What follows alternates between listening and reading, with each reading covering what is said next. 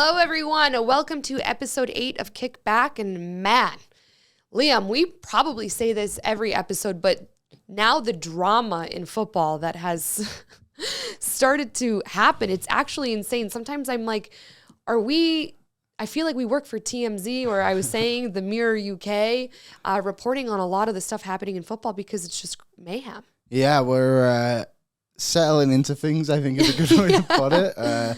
Things are getting a little nutty, maybe even a little unnecessary in some cases. But on the football side of things, we're right at the end of the transfer window too. So rumors are juicing up. We got some of that today. And then signings going, like United paying everything in the bank account for a good player, I guess, I'm so curious to see what you think about that. We'll get into that in a second. But first of all, how are you doing?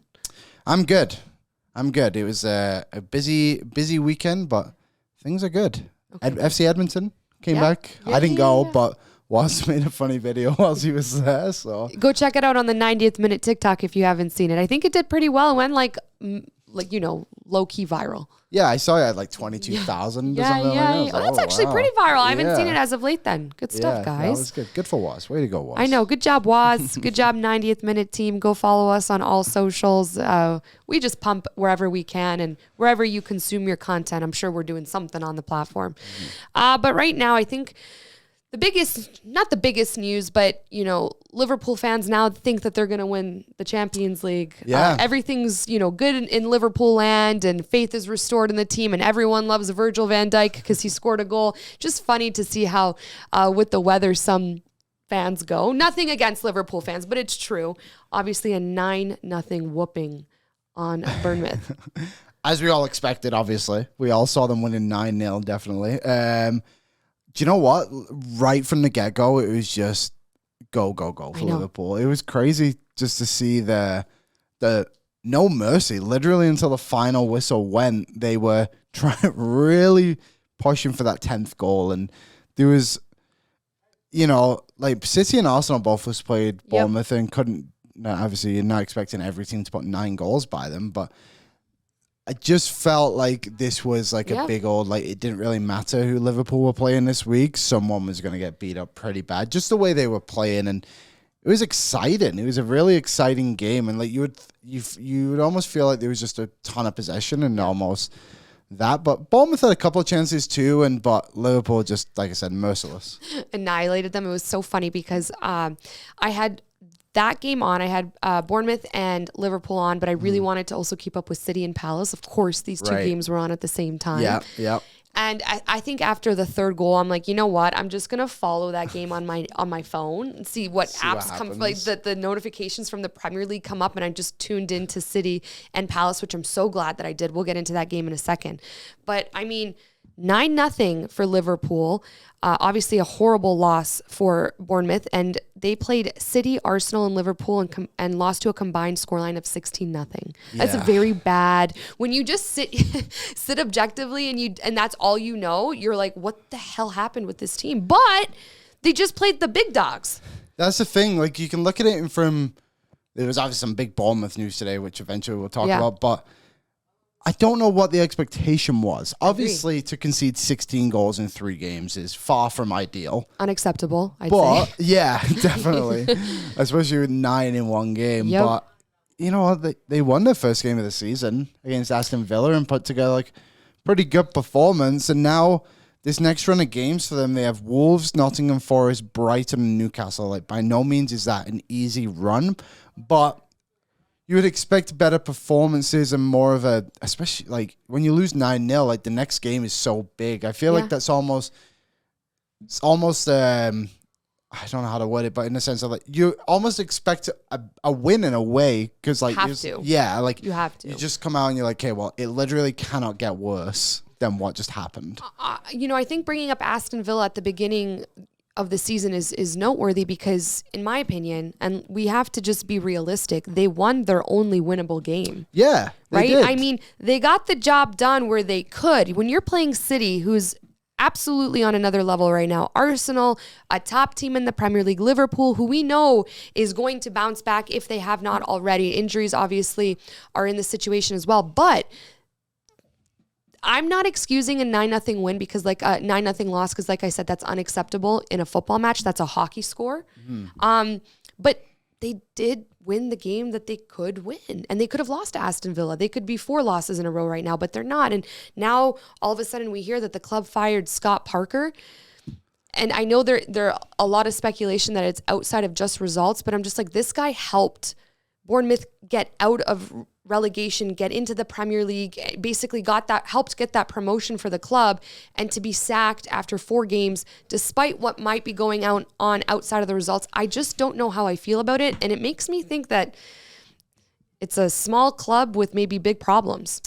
Yeah, it's, I was shocked. Yeah, me too. Which is funny to say after a 9-0 loss, but I just didn't see this coming at all. It just felt like he knew what kind of needed to be done, and like he's a very passionate person. Scott Parker, when he was a player, is very passionate, and you can see it as a manager. Like he came out on Saturday in his post game and said this is the hardest game of his entire career, and this is guys who's played for England. He's played in the Champions League. Yeah. Like he's played in huge games, and he said this was like the toughest stretch of games he's ever been part of. And I just really thought they were all going to rally and get going again on this next run, but I really just don't think this was about results. I do think this was about Scott Parker's comments on needing more money and saying the squad wasn't good enough and stuff like that. And I think eventually the owner just kind of got sick of hearing it. And it's interesting because they invested around 30 million this year into the team with a few decent signings, but I think you look at all the predictions that happened around, like everybody had Bournemouth in 20th this season. So I just don't know what the expectation of the owner is now, in the sense of like, just show some belief in your manager. And we don't know what happened behind the scenes, but if Scott Parker, my assumption is he's gone to the board multiple times asking for money, and that's why he's now saying it to the media to maybe put a bit more pressure on the board, and they've turned around and say, no, we run this club, like we'll tell you when we're spending the money, not you tell us when to spend the money. I mean, maybe it is a thing of egos, which would not surprise me. And Liam, you bring up an excellent point. My only question hearing that is, if Bournemouth didn't lose the games that they did and have that 9-0 loss, let's say they have right now 2 wins, 2 draws. Yep. Is this happening? No. So that's what I'm like, it's bullshit in my opinion for them to do that to him, because he didn't lose to Southampton. You know, he lost to City, Arsenal, and Liverpool. These are teams that, again, realistically, we knew they were going to lose to. And of course, in the Premier League, there's always surprises, but you just got to be at some point in time realistic. And I think that if the results weren't the way they were, the guy would still be a manager. We wouldn't be talking about this right now. So it makes me wonder if it just makes, in my opinion, it makes the club and ownership look bad right now. And you know that they need that win, just like you said, Liam, after that 9-0 loss. Mm-hmm. With all of the drama going around in that club right now, is that possible? I don't know. Like that's the thing, isn't it? Like it feel like they're back at home tomorrow against Wolves, which will be big. Yeah. Being back at home is just for any team is positive after a result like that. So we'll kind of see. Gary O'Neill, who was one of the on staff with Scott Parker, former Bolton Wanderer. He's now the intern caretaker manager there, and we'll see what they kind of do. There's a lot of speculation around Sean Dyche being the next manager, who was with Burnley for all that time, and I do think that would fit the mold of the squad that Bournemouth have, and he has experience of being on a low budget, but it just, the first season being in the Premier League is always tough when you come back up, and Fulham experienced that a few years ago when they went right back down. Norwich experienced it every other year when they come back up, and Bournemouth, I just don't know if Sean Dyche is a sustainable piece in the puzzle. I feel like Scott Parker was a very ambitious manager who wanted to push the team up the table, and he's been in the Premier League before with Fulham, and kind of ran into a similar issue where they had spent so much money before and then didn't want to spend it again, and now you're in a situation with Bournemouth and he's like, I've done this before, like I know this isn't going to go well. And he's a young manager, but he's experienced at the same sense, and I just don't know the direction of Bournemouth right now. It almost feels like they've given up on the season already, and they just want to go down, re-bolster the squad again to come back up in, what would that be, 2 seasons now, and then have a real go at it then. And it's just like, well, you're here now. What if you never get back? Honestly, and if I'm a player and I'm hearing that, I'm like, why would I ever want to play for your club? Yeah. Honestly, I'm like, why would I ever want to join a club that wants to go back down to like rebuild to come back up? I'm like, I want to be in a club that's in it, who's in the Prem and is fighting for a spot. Yeah. And that's just where now I'm like, I think the club kind of messed up because the players are in a difficult position to kind of turn everything around real quick. Now, thankfully, like you said, they're taking on Wolves. They're in 19th place. So hopefully that's a win for them on, home. I was going to say home ice. I still got my hockey brain on, on their own turf. But just a weird situation. And I don't know. I feel for Scott Parker because the way it all went out after the 9-0 blowout. And maybe sometimes managers do have the right to ask for more money, to ask for them to, get some players. Maybe the way Scott Parker went about it, we don't know the ins and outs of the situation. Mm-hmm. I still don't like the way it looks as a whole from the club and ownership. Yeah, and I guess to put a little prediction on Bournemouth, I really think they'll just still struggle, to be honest. Wow. Like, Wolves next. Wolves are a good team. They just can't score goals. They're so weird. Like, then you have Forest at the City ground. And they were really good on Sunday against Tottenham at home, and they got the win against West Ham. And then you have Brighton and Newcastle. I think after that is where maybe it's a little easier. Like October is going to be huge for them. Like Brentford at home, Leicester at home, Fulham away, Southampton at home. Like you have to get wins in October. Oh, yeah. But you've also got to find some momentum from these next 4 games to get those wins. And in the middle of not having a manager. Yeah, and it's... I don't know. It's a weird spot to be in. It's a really weird spot. Now, if this had happened in, let's say, even end of October, or even end of September, I think we're in a totally different conversation right now. Oh, my goodness. That's my whole point. I'm like, dude, they're 4 games in. Yeah. If they were 14 games in, I'm like, okay. If 9-0 happens again, if 5-0 happens again and there's no changes, at some point, that's your responsibility as a manager. But we're 4 games in, taking on some of the best teams in the Premier League. Yeah, they really, whoever made the schedule for the Premier League this season is just clearly not a fan of Bournemouth because the bias is real. They have had it tough. Okay, Celtic versus Dundee United, also 9-0 game. Like, what happened in football? These are hockey scores, guys. Like, to score 9 goals in a football match, one team's playing and the other team's sleeping. Well, I believe this was a record for the Scottish Premier League, most goals in a game, and the Scottish Premier League is in such a weird spot, and it has been for a while. It's just Celtic and Rangers who kind of fight for it. But Dundee are a very respectable team. Like I believe, let me double check here, but I'm pretty sure they were finished 4th last season. Okay. They're a European team in Scotland, and to beat them 9-0, I think that's on such, not based off teams, but based off the way the league is structured, but that's so different than Liverpool beating Bournemouth. Yeah. So different. And Scottish Premier League, like I said, it's in a weird spot, and it's not a good luck when you have the team who just dominates every year anyway, beating a very respectable team. Now, granted, they're not had the best start of the season. I believe they're last. They're last with a -16. Dundee? Yeah, Dundee is last. 2 goals. 18 against, 9 of those in 1 game. Well, that's what they said, 23 goals in their last 4 matches. Yeah. I mean, they've let in 23 goals in their last 4 matches. Yeah, it's... Are they playing with a back line? I don't know if they're playing with anybody. Is their goalkeeper awake? Respectfully. And they fired their manager as well this morning. Or maybe it was yesterday. Either way, both managers who lost 9-0 are now out the door. That's the standard now across football. If you lose 9-0 games, that's it. You're out. It's...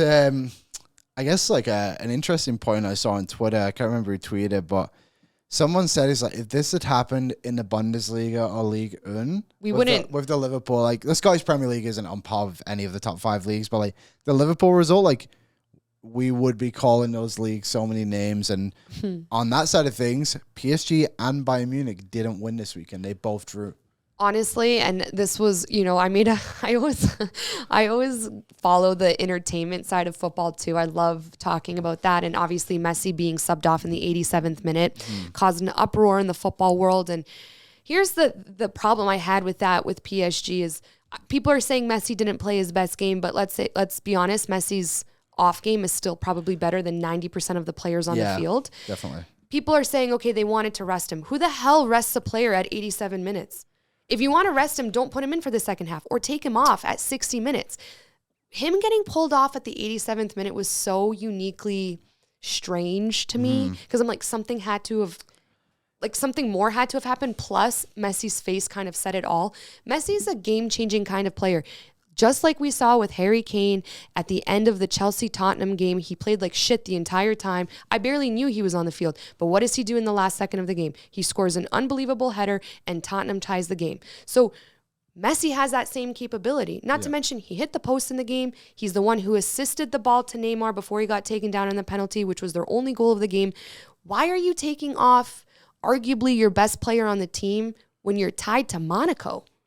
Yeah, and the thing is about the French league as well, there's very few teams that you're going to be competitive with. And now you guys teams like Marseille, Nice will probably be good, like Lille, even though they beat them 7-1. Like Monaco should be good, decent as well. But like there's so many other games where it's like, well, we could probably sub them off at 60 minutes and we're already winning 4-0. Like we've already seen it so many times this season with PSG, and I just don't know who you bring in off the bench to, like you said, like make a better move. Now, granted, if they're winning 2-1 and they're trying to hold on to the lead, it's totally different. But you weren't winning. Like Messi could, like you said, like the Harry Kane thing, like he can do anything at any time to win you a football game. It makes no sense to me, and it kills me when people are like, oh, maybe the coach wanted to rest him. I'm like, yo, he has 5 minutes of rest then. Like that's literally 5 minutes of rest time. And if he was playing like such shit that everyone was alluding to, then don't put him on the second half. And again, Messi's shit is like someone else's great. I mean, I don't get it. Just looking at the game ratings from the Monaco game, Messi was the highest rated forward for PSG. He was only a 7.2, which is fairly average for Messi, but Mbappe was 6.5, Neymar was 6.9. The only player better than him on PSG, according to this, was Hakimi at 7.5. Okay, we're 1,000% clipping that because that's stats don't lie to everyone who wants to, because everyone came at me saying Neymar's the best player, and I'm not saying anything against Neymar. I think Neymar's found another level this season, which we all want to see. But at the end of the day, we all know that the quote-unquote GOAT of the PSG team is Messi. Messi wasn't subbed off in the 7-1 win over Lille. He was. He also wasn't subbed off in the first game against Clermont, I don't believe. And he also wasn't subbed off in the 5-2 win over Montpellier. Okay. So that's the first time he's been subbed all season. He wasn't subbed off against Clermont in the first game. So that's the first time in 4 games he's been subbed off this season. And in the other games, it was 5-0. Montpellier game was 5-2 to PSG. Lille was 7-1 to PSG. Okay. And the one game they have competitive, he wasn't subbed. TikTok trolls, YouTube trolls, we're coming for you because Liam's just about to spit some facts at y'all, right? But yeah, I mean, Bayern too. I don't know. Did you? So Mikey was watching that game, and he was like, "This game's nuts." Sadio Mane had 2 goals that were called offside. Oh, really? Yeah. I didn't catch this game actually. I usually watch my European games on a Wednesday. And the team that they were playing, because I wasn't watching too closely. Mönchengladbach. Yeah. Mönchengladbach. Yeah. Their goalie was unreal. 19 saves. Their goalie was unfreaking. The stuff he was saving was incredible. I'm like, yo, like what's he? He's just awesome. Yeah, I believe. Now, I saw this on TikTok, so take this for what it's worth. That was a record. 19 saves, I think he made in the game. That is unreal. Yes, no, it was unreal. And Bayern definitely started to put heat on from at least the point in time that I came to watch, which might have been the last 20 minutes of the game. But, I mean, yeah, it was just for the big teams in the quote-unquote Farmers League, they faced some adversity. Interesting week. Bayer Leverkusen 1-2, ending their little streak of being horrendous. Yeah. But Jan Sommer, who is the Borussia Mönchengladbach goalie, I just want to give him a quick shout out for being probably the most underrated, I'm going to say, player in the world of football right now.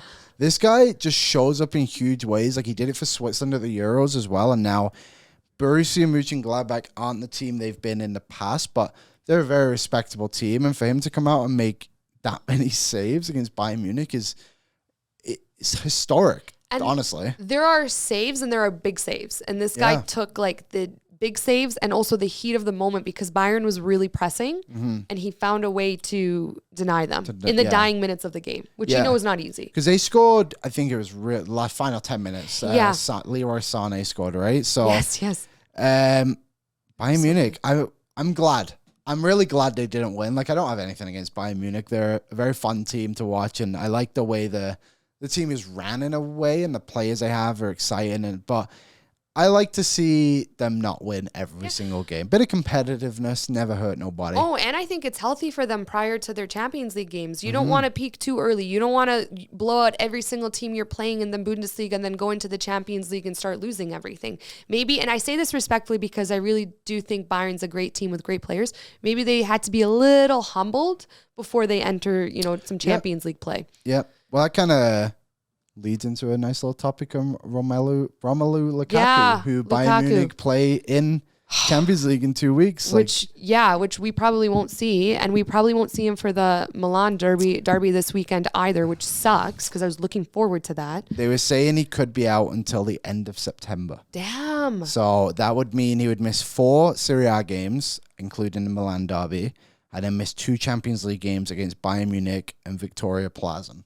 But not Barcelona. Which is a big one for me. Okay, so while we got these 2 teams that we're talking about, Barcelona, obviously, Lewandoski just raising havoc. This guy's not skipped a beat. It's a new team, same Lewandoski. Scored now 4 goals in 3 games.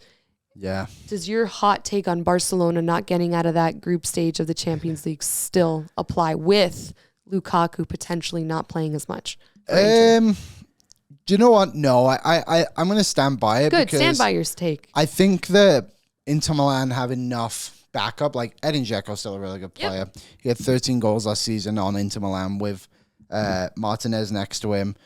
Inter's still a good team.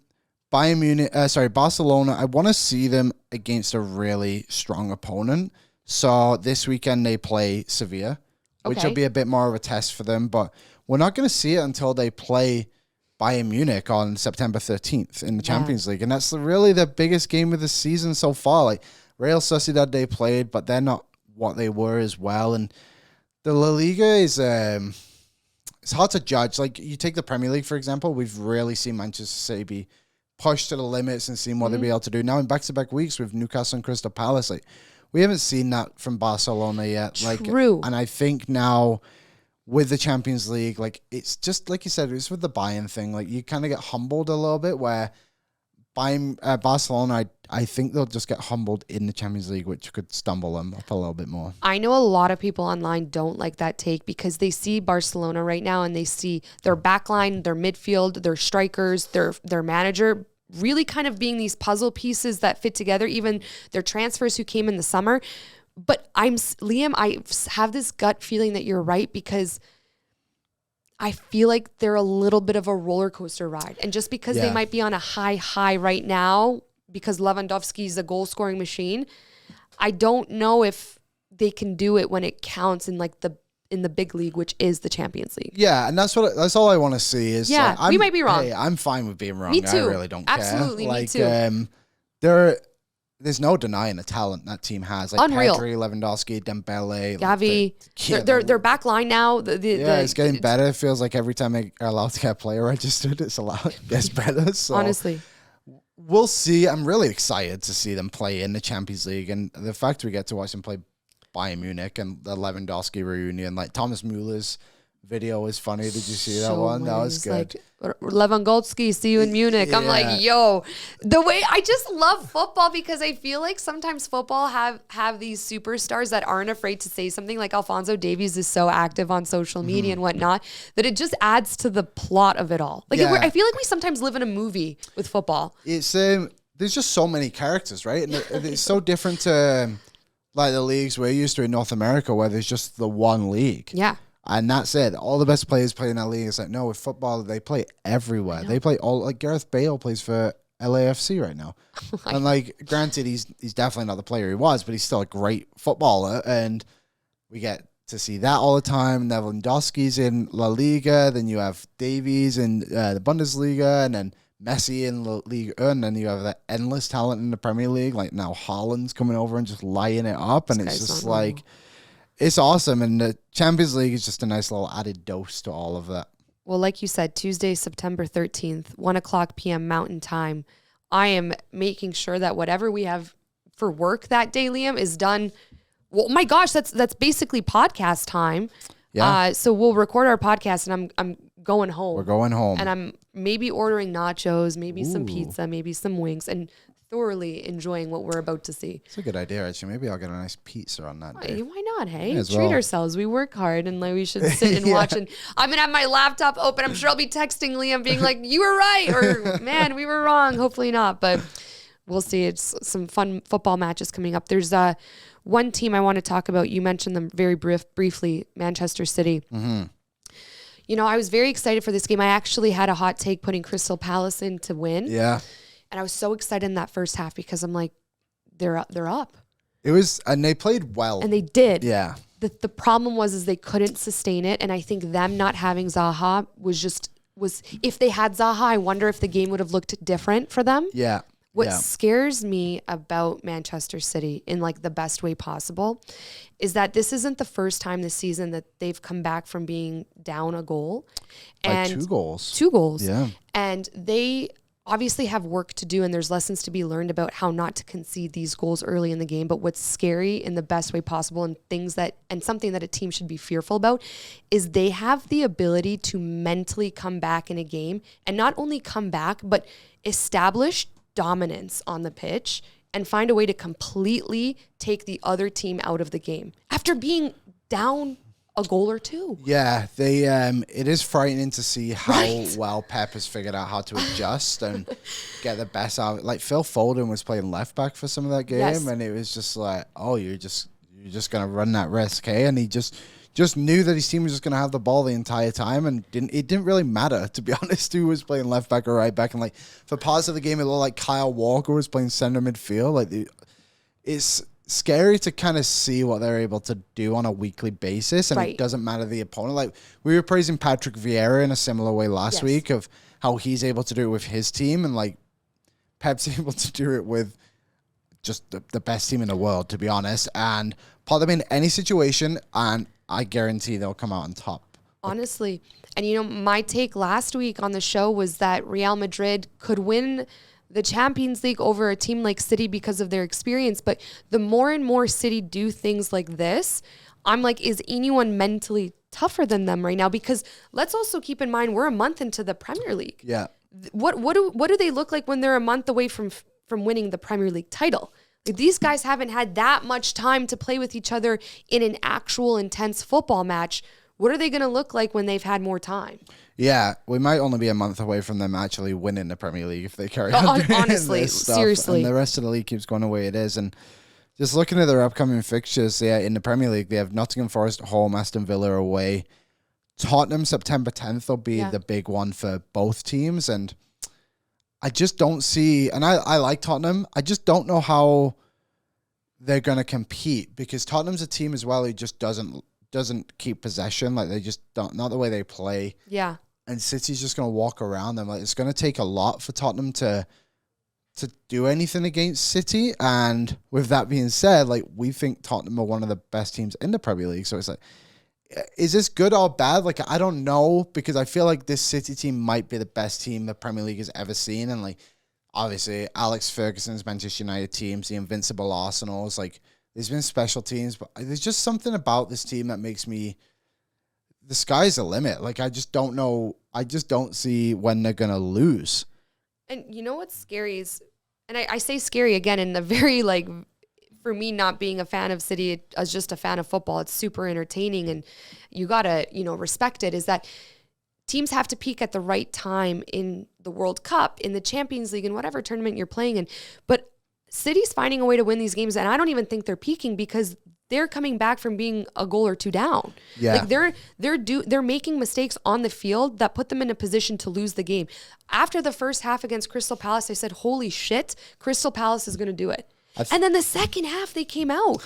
And Crystal Palace, honest to God, looked like they were playing with a man down. Yeah, they did. And you look at the 2 goals Palace scored, they were direct mistakes from City. Yes. Like Palace, like the header, the own goal obviously is what I'll it take is. it. Yeah. And then the header by Anderson was a great header. And honestly, he deserved a goal with the way he's played the first 3 games of the season. But Kyle Walker just left him. But it also maybe was a good little set piece play, like thrown in almost a pick and roll in a way. And Anderson getting up. But Kyle Walker just left him. And then You know, you get into the dressing room and it's almost just like they just throw it out the window. I know. Like they have such an easy way to brush everything off. It's like, what's the saying? Water off a duck's back. Is that the thing? I'm the worst like person to ask about these, but I always mess those up. But essentially it just means it's like, who cares? Yeah, well, we're the best team in the world. We're going to win this game. And that just feels like the mentality. And it's, if you're any other team in the league, you're like, oh, shit. Like, what are we going to do here? I mean, even in the Champions League, and I'm with you, Liam, I have no problem being wrong. I said that I think Real Madrid will come down to experience, where I think Man City will be maybe shitting themselves. But I don't know if that's the case, because as time goes on, I'm just like, they're mentally strong. I mean, Haaland said after the game, it's a mentality that we trust each other and we know the chances will come. It's about keeping going. They're down 2 goals and they're like, okay, we still have X amount of minutes left in this game. We can do it with the players we have. That's a level of confidence, trust, alluding to Haaland, and just mental toughness that may not be able to be, like, you might not be able to compete with that. Yeah, and like you said, you look around at the players like that they have, and just to highlight Erling Haaland, obviously had a hat-trick, but like... Not normal. Well, like 3 very different goals. The second one, the header on the movement on his header, the way he kind of bopped back into the box and then jumped up to kind of go get it, to like get initial power on it, was great. Obviously the second goal was probably the easiest goal he'll ever scored in his life. And then the third one, just to kind of just run right through with his strength and speed. He's just such a... I don't know how you stop him right now. And like I said, looking at these upcoming fixtures, like I'm curious to see what he does against like a Liverpool, for example. Like we'll see, like we saw the Community Shield, and like take that for what it is. It's basically a glorified friendly in my opinion. But Van Dijk, when he finally gets into form and they play Liverpool, which is, I don't even know, it looks like it's late in the year, whenever it is. How is he going to perform against that? Like, I want to see him against a really, really tough defender in the Premier League, and just I just want to see the battle. Me too. I want to see how it goes. It's like the Joachim Anderson, and when he was with Darwin Núñez, just shut him down. I was actually a little curious going into this one, and he did a good job in the first half, but then just... those world-class players, how do you even contain him for so long? Well, the good thing for Haaland is he has now 6 goals in the Premier League, so he leads the Premier League in goals. Kane's behind him with 4, so maybe by the time he gets to a team with a really good defender, he's already had that confidence in the Premier League. I mean, let's remember, guys, this is his first season playing in English football. Like, he's already established himself as maybe one of the most threatening strikers in the league. Yeah. And this is, 4 games in, which is kind of scary, and 3 goals in 19 minutes. It's not an easy thing to do. So I think Haaland deserved man of the match. Is there anything else you want to say about him? Because I might shift. I was just going to say one quick thing. Yeah. That, what were you say? I might going to talk about shift. I'm not going to. No, could you imagine? I was like, he's got a hat-trick, Caroline. No. I was going to say... Sometimes when players go into Pep Guardiola's system, it takes literally a full season for them to really thrive. Point. Like, we saw it with Grealish. Like, people were upset with the amount of money they spent on him and then the performances he put in. Like, I think this season we'll see the full Grealish. And, like, for Haaland to come in and to score 6 goals so quickly is very impressive. It's why I put my hot take in that he's going to be... golden boot by the end of the season. I hope, and this is all depending on injuries, right? Like, we got to hope that a guy of his size and his muscle mass and how long the season is, including Champions League, that he stays healthy. But man, he looks crazy. I also want to say I think it was City's second goal where they were playing that really nice football in the box. Yeah. As easy as they made them that look, that's not an easy thing to do. Hard. It made me laugh that John Stones was the last guy to finish it off. He was like the center back. He's like, what are you doing up there? But also it was just kind of like you said, like you look at it and they make it look so simple. It is incredibly difficult to even pass the ball half the time for me. So honestly, same. Obviously, for me, Haaland was the man of the match, hat-trick, saved the day for Manchester City. But also, one guy who I think was, I don't know, I'd still say he's my MVP was Bernardo Silva for many reasons. But in that game specifically, just the amount that this guy can create, how much of the pitch he covered and how easy he makes it look. He orchestrated essentially the entire game. It's such a joy to watch. And this is why I love dissecting midfielders, because at the end of that game, someone would look at the scoreline and say Haaland was the man of the match because he scored that hat trick. But until you actually watch the game, and if you know football, you know that Bernardo Silva and his performance basically elevated Man City against Crystal Palace. And maybe if he wasn't there in that squad, I'm not saying that City wouldn't have won, but I think the game would have looked a lot different. Yeah. He's just such a game-changing kind of player, exactly why Pep said absolutely no to Barcelona when they wanted him. But he's a midfielder that I've always loved to watch, but I think it was just very apparent of what his skill set was like in that Crystal Palace game. Yeah. 5 key passes for Bernardo Silva in that game. Just he's a special player. I agree. He got an 8.1 rating in the game. Yeah. So, yeah. There you go. What did Haaland get? 9.3. I mean, when you score 3 goals, it's going to boost it a little bit. But 16 touches in the game, 3 goals. He's such a funny player. Like, it's funny because we were talking about Lewandoski, and I looked, and I believe he had like 44 touches in their win on Saturday. And he scored 2 goals, and you come and look at Haaland, 16 touches of the ball, 3 goals. So, oh, well, they're clearly using him for one thing, and it's working. Like, no, I'm not saying anything bad about Haaland. It's funny because they're both regarded as like the best goal scorers in the world, and it's just that difference. Was it one Premier League game where he only had 2 passes? Yeah, so he had 8 touches of the ball and 2 passes.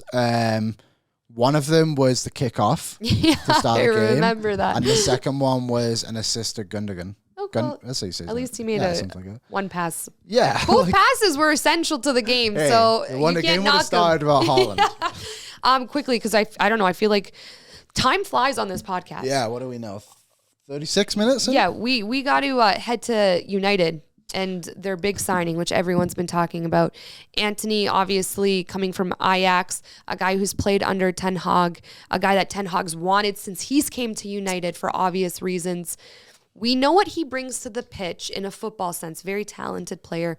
But I think outside of football, what he brings to this United team is an extreme amount of passion, mental toughness, a side of the emotional game that I think United seriously and critically need right now. I think he's a good player for United and should help them kind of get to another level mentally, which is I think where they've been struggling and many other areas. But is he worth the price point?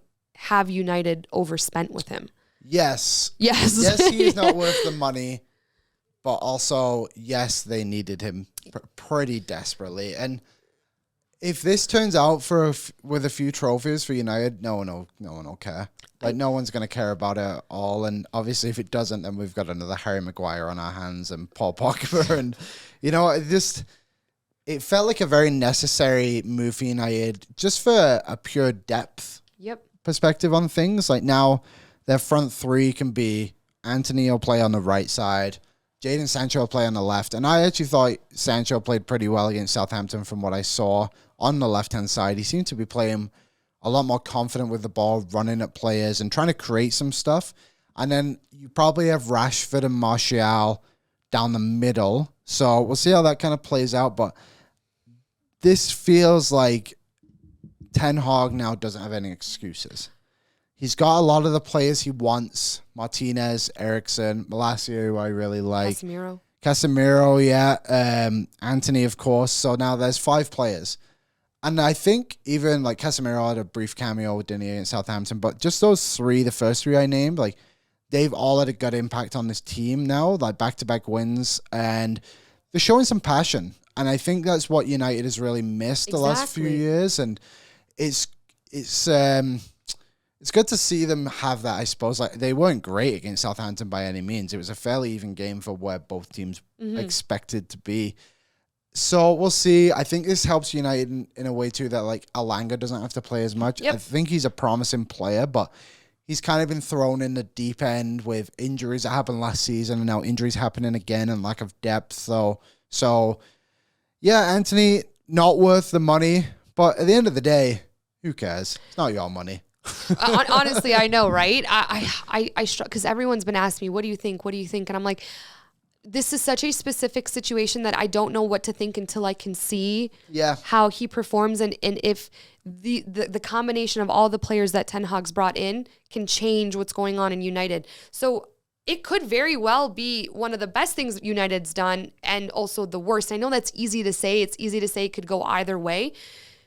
But based on what we know from, the Dutch league, this guy's a guy with passion. He works in every game he plays in. That might be what United needs. At the same time, if there's more going on at United beyond just the football and the football players, this is a rebuild problem. So did they overspend? We'll see. But at the same time, they're kind of desperate. So in desperate times, call it for desperate measures. And if you have to overspend, you overspend. So, and other clubs know that United's desperate. So didn't Ajax reject United's first offer? I think there was 3 rejected. They said they wanted 100 million the entire time. And then United just kept offering less and less and less. And then eventually just got to the point where it's like, well, we either do this or we just sit here with what we've got. And that's not going to be satisfactory. Business is business, right? Like teams know what's going on in United. So we'll see. United fans, I know some were super excited. I was reading a lot of comments and forums online. Some were like, this is a ridiculous amount to pay for him. But we will see when the dust settles. And I think he should be playing on Thursday against Leicester. He should be allowed to play. I think he should be registered to play. He hasn't played the last 2 games for Ajax, so we'll see if I doubt he would start the game. I mean, United have won back-to-back games now. They probably will just stay with what they've got. Maybe Casemiro comes in, which I think will be... I would love to see that. I think it's so necessary. Like, just watching that Southampton game, like, I've tried to stay positive on McTominay in some sense of things, but he's just not. He just can't play in that system. He doesn't give enough options to the defenders to then progress the ball forward. And I think Eriksen needs to play a little higher up the field and having Casemiro there to, like, be that option to progress the ball. And even I'm not saying he's going to kick the ball to the wingers, like give him all this space and everything like that, like down the field, all these progressive passes, but like just the little ones. Yeah. To get it from Martinez to Casemiro, then to like Eriksen or Fernandes and let those two do what they got to do. And like McTominay just doesn't do that. Casemiro will. Final thing on Antony. I think he's just going to really put a spark in this team. I would love to see it. Yeah, I think he's a great playmaking winger, really good at pressing, which shows like hard work ethic. And we said it the other day too, like that's what United fans want to see is just an effort. Obviously results matter massively for a team like that, but a good effort and just some skill and passion on the field. And the last 2 games, I think United fans have seen it a little bit more, which should be a sign of better times to come. I think that's a great point. Talking about players on the bench, Casemiro. First of all, Casemiro needs to play.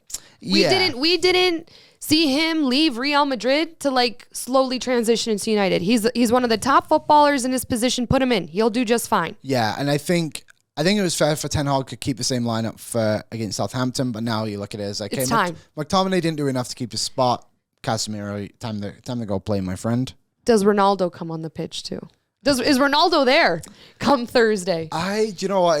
I think just the right thing to do is move on. Like, I know we're going to talk about him going to Napoli potentially, but wherever he goes, like, just let's get this over with. The saga's done. Like, we'll see. Like, they make it, like, Ten Hag in his interviews makes it seem like Ronaldo still wants to be part of Manchester United, which I think truly he does want to be part of the team. Like, that was the team that made him who he is today. Yeah. But I also think he knows if he wants to continue his legacy of like Champions League goals and all this kind of stuff, like he needs to leave. And I do think right now the relationship is just sour with the fans, especially that. It's just so unfortunate. It is. And it's probably fair for him to go. And it sounds like it'll only be a loan. So maybe next season he comes back and they figure something out. And I don't know. We'll kind of see. But the Napoli's interesting. Oh, you know what? So many people are like, oh, if Ronaldo goes there, that's it. That's the end of his career. I might be the only one in the world who would actually love to see it. I wouldn't hate it. Like, it'd be a different flavor of Ronaldo, I think. We'll see what happens. But when he was in Serie A with Juventus, who granted was right at the top at the time, and 81 goals in 98 games, like, Ronaldo just wants to play Champions League. He'd play for Victoria Pleasant if they I don't have to pay him. So I think that's all it is for Ronaldo at this point. I don't think a different league scares Ronaldo at all. He's played, I think, in 4 different clubs, 4 different leagues. It's something he can absolutely handle. I think right now the latest report is that Ronaldo isn't necessarily sold on Napoli, despite the fact that Napoli would offer him a Champions League spot. So I wonder if it's Ronaldo's camp being hesitant or Napoli's camp being hesitant, because it's high risk, high reward for both. Yeah. Or no reward. But I'd love to see Ronaldo go to Napoli, because I'd love to see Napoli have the ability and potential to possibly win Serie A, which hasn't been done since Maradona, to maybe compete for a Champions League, which we said on our show, put an asterisk beside Napoli, and go to a team where he's not going to sit on the bench. There's so much drama in United around him that I kind of want him to get out of it. But I say that, and if there's drama in Napoli, if he's on the bench, if he doesn't do what he's supposed to do, because we know that the pressure and the eyes are all going to be on him, unfortunately for him, I think the next move after that would be Major League Soccer. And that's no disrespect to the MLS. That's just what has happened with Ronaldo at this point in time. Yeah, Napoli, like I said, it feels like a weird spot. So Napoli's manager said no coach would say no to Ronaldo. I saw that, yep. There was a bit of an extended quote onto it, being like, if, you're offered Ronaldo, why would you say no? But he did kind of go on about how the money and stuff like that might not work. So if I'm Napoli, I don't know if I necessarily even want him, because they feel like they're in a bit of a transition phase right now, in a sense too, with so many players going out in the summer. And if you're Ronaldo, like you said, he's hesitant on the move, and I would be as well. Like, yes, they have Champions League, and I think they can do really well in the Champions League too. Like, they're in Liverpool's group, and it seems like it'd be a very interesting relationship. I don't know if that's the right fit, but if that's the only fit that teams want him, like Sporting Lisbon was another team in on him. Yep. It would be cool. Yeah. It would be cool, but I just don't think Ronaldo wants to go home to Sporting, because when players go back, it almost feels like the end. It's a retirement. Yeah, and he thinks he's got some life left in him. I think he has some life left with him, and I completely agree with you. It's just this weird situation where I'm like, you have life left in you, but are you going to really get off the bench at United because of all the stuff that's happening?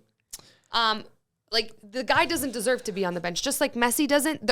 These guys are by no means like in their 60s and don't deserve to play. Like, they still have some left in the tank. He has the World Cup coming up. He wants to play in Champions League. But is Napoli the right fit? I would personally love to see it, because I believe in Ronaldo and I think he could thrive.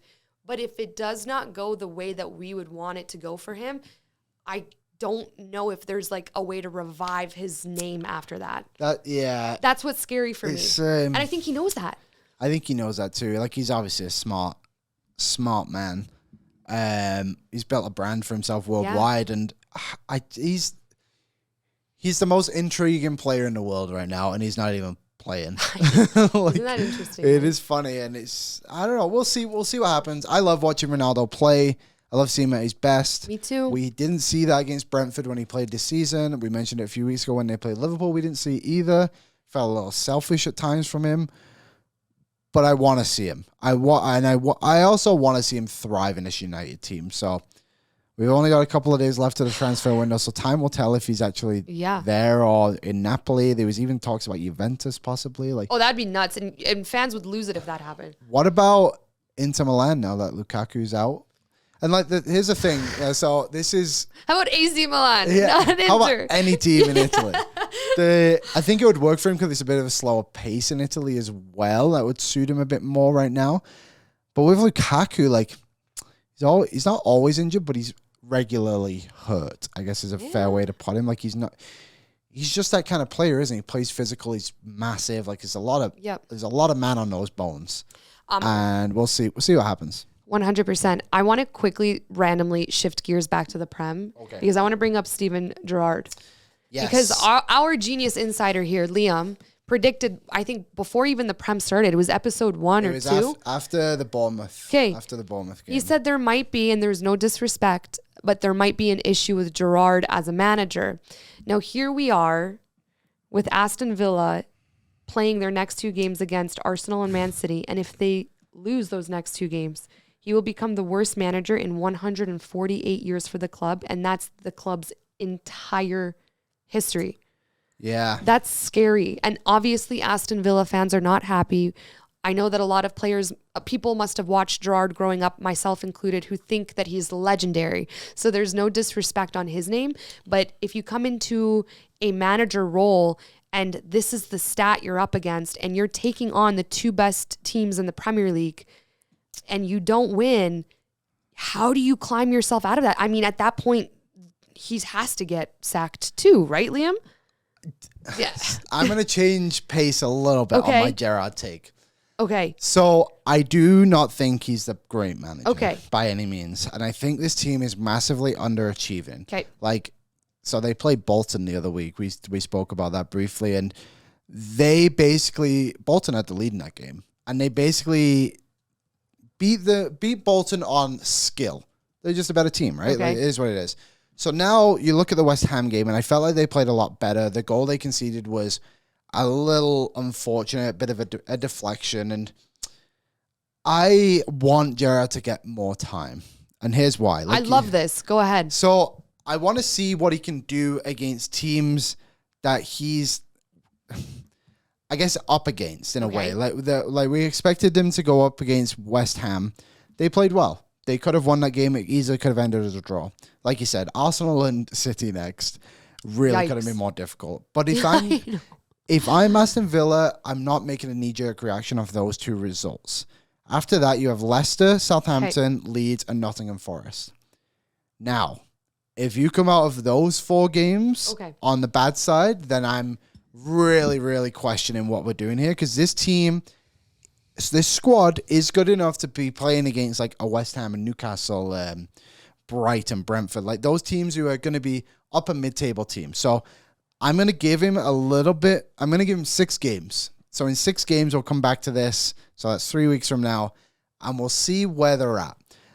Like I said, the thing for me with Gerrard and his tactics are his 2 central defenders aren't good enough. They have the injury to Carlos, which is going to plague them for a few more weeks here.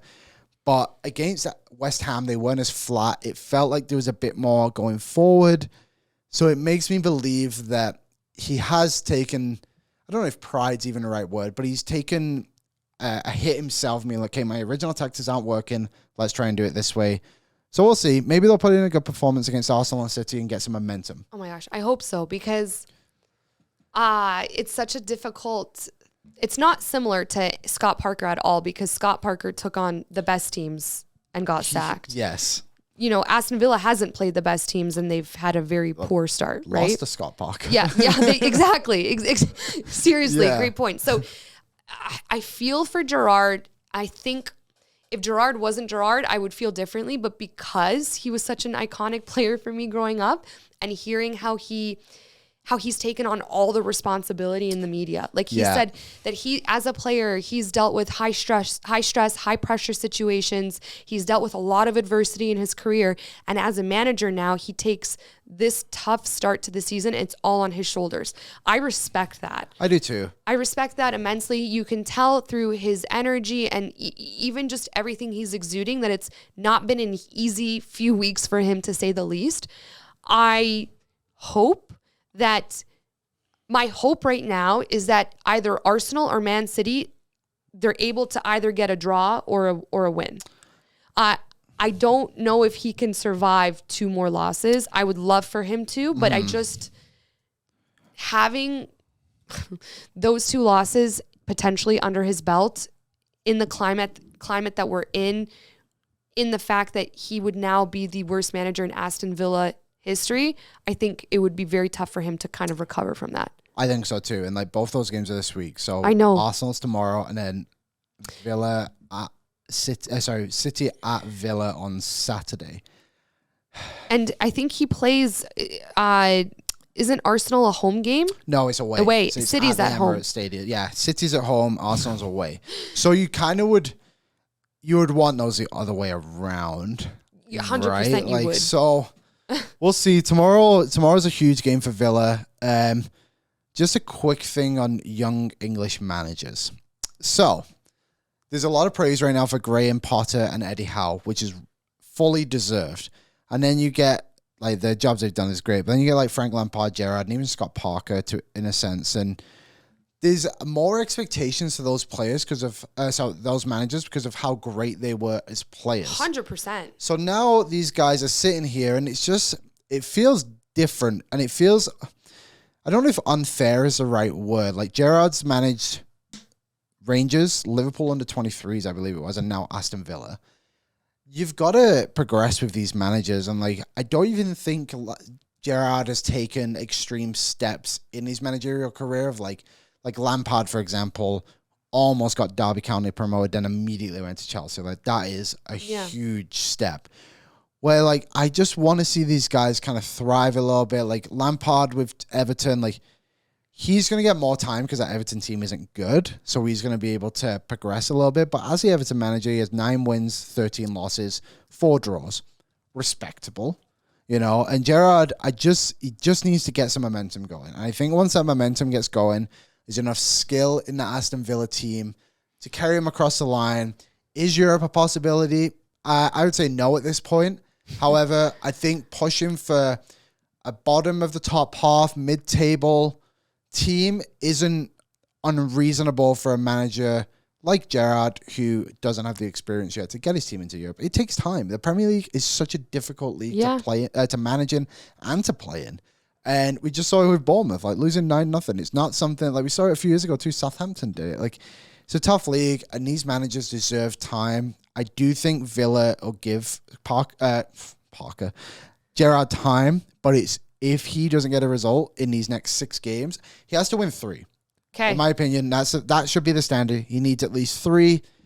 I'll go 3 wins, 1 draw, 2 losses. That's what I think needs to happen.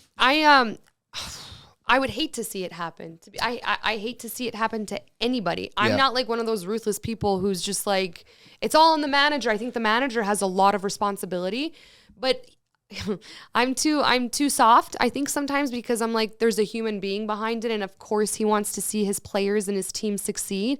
And if it's not happening, it's not like he's going home and celebrating. You know, this guy's had a tough run. Yeah. So I hope it works out for him. I just wouldn't be surprised if it didn't, you know? Me neither. But like I said, the thing for me that is making me believe Gerrard can do this is the fact his tactics changed for that West Ham game, which makes me believe that he's adjusting, he's recognizing his mistakes, and now they're trying to move forward. They could have won against West Ham, and we would be having a different conversation today, but they didn't, and now they have Arsenal and City. So good luck, Aston Villa. Well, I mean, it gives us a lot to talk about in the next few episodes. Yeah. Well, Thursday even. We'll know if they have a bad performance against Arsenal, then we'll see. That City game just gets harder and harder. At that point against City, they need to pack it in and just play the counter. Yeah, honestly, just 11 behind, and if you can get 12 on the field, get the 12th, and just do what you can. Yeah, and pray to the football gods. Yeah. Do we have anything else we want to talk about before? I think I am all good. Me too. I don't think there was anything too major. I'll skip through my notes quickly. Fulham, I'll just quickly say, good performance against Arsenal. A lot of people were criticizing Arsenal's celebrations, which I always hate. Winning football games is the best, and like it wasn't even crazy. Like Arteta was like hugging his staff, like big smile on his face. And it's like Fulham have proved to be a good team. You came from behind, you got put in some adversity, and you showed will to go and to win the game. Now 4 games in now? They're the only team that's won all 4 games, and it means something, especially for Arsenal, who at this point were in a relegation zone last season. And I think it's extremely harsh it's even like the Darwin Núñez thing in the Community Shield when he over-celebrated his goal. It's like, why? He scored a goal. Like, it's such a big thing for him. And so you're saying you don't like the fact that it's being criticized that they celebrate? I don't think it matters. Like, I'm with you on that. I just think it's stupid. Like, do we not criticize the game? Criticize how they went down in the game, sure. But then talk about how positive it was for them to come back and how big of a win it is and how great they've been to start the season. And just like, there's so many positives around Arsenal right now. And to just spin a negative on it for a celebration after literally winning a football game against a London rival is who gives a shit, to be honest. I'm with you. I always think, like, whenever people would have an opinion about that, I'd think about it as a player, and I'm like, if I scored a goal or if I was on a team that would have a comeback win, there's no way I wouldn't celebrate. No. I'm soaking it up. We did our job. I did my job, and this is what I do for a living, and this has been what I dedicate every hour of my life to, so I'm going to celebrate the good times. Yeah, and there was one other thing too, actually, that you can kind of spin either way, but Fabio Carvalho scored, like, I think it was the 8th or 9th goal for Liverpool, and he celebrated like fairly hard. And people were criticizing him too, but it's like, that's his first Premier League goal. He is 19 years old. It doesn't matter if it's 20-0, if they're losing 20-0. Like, that's a big moment for him, and he should deserve. He earned that moment, and he'll in years to come, people won't even remember that, and why it just doesn't matter right now. We are the same. I remember there's one Women's World Cup game. I forget who it was. It might have been the U.S., and they won like 9 or 10-0 in the World Cup game. And first of all, people were mad that they even kept scoring. Which is, I never understood that. I had the hottest take online at this time because everyone was like, it's so disrespectful from the U.S. women. You can't keep doing that. I'm like, yo, they're not playing in the pickup league across the street. They're in a World Cup. And for many of these women, it's their first World Cup. And for many of those women who scored in that game, it was their first World Cup goal. Yeah. You could not tell me that I couldn't celebrate. Now, if they're going in their faces and they're being disrespectful, I think that different. There's a different, there's a line, but they weren't. They were celebrating their goals. And to me, I could beat a team 15-0. And if I'm scoring my first World Cup goal, if I'm scoring my 500th World Cup goal, I'm going to celebrate because you don't know when you're going to be playing your last football match, and you need to be present in that moment. I agree. The one thing I will say about Fabio Carvalho is it was a couple of times he was like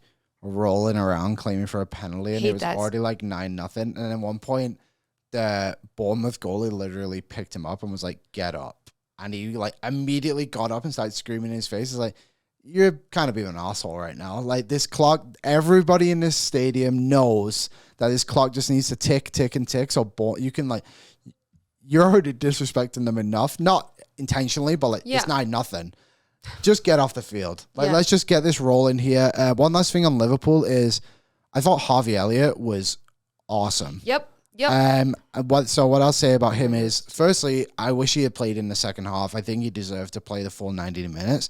Carvalho was the one that actually came on for him, and I understand you got to get players in. And I thought Klopp actually did a good job of that in the game, of bringing on the young players, and which should is at that point. Yeah, you should. But it was good to see him not disrespect the opponent even more, and even he went over to Scott Parker, and it was like the 92nd of 94 added time, whatever, and he's like talking to him. It's like, that's good to see some sportsmanship. Probably telling him it would all be okay, and then he gets sacked on Tuesday morning. But on Elliott, I just want to say that I thought he was way better in like a progressive role and like more attacking. He seemed to really thrive in that game, like right off the start, and Fabinho in the lineup helps that a lot, and I'm excited to see Elliott play.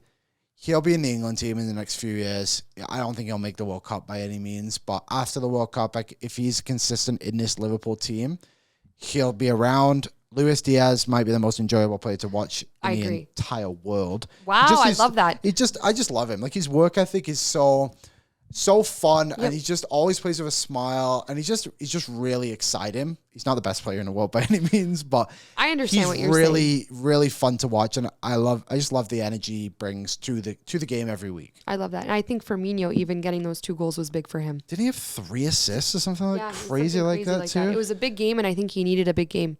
Yeah, he definitely. Because I know a lot of people have been writing him off as of late. Like, what's your take on him? Should Liverpool have him? Like, should he be playing? So that was a big game for him. And again, what I said at the beginning of the show, Virgil van Dijk needed that goal more than anyone. Yeah, I think that whole Liverpool team needed the clean sheet. It was like a lifeline for them. That was the first win of the season too. That's crazy. I didn't even think about it.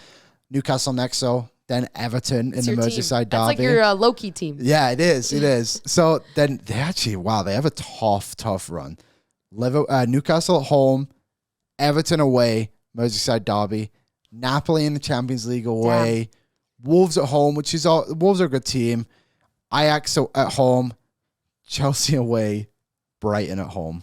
No, this is... That's a good run. It's a treat for us, guys. It's a treat for us because we have so much good football coming up. And Liam, we say this all the time, but we get to watch these games. Like, watching the games is work for us. Yeah.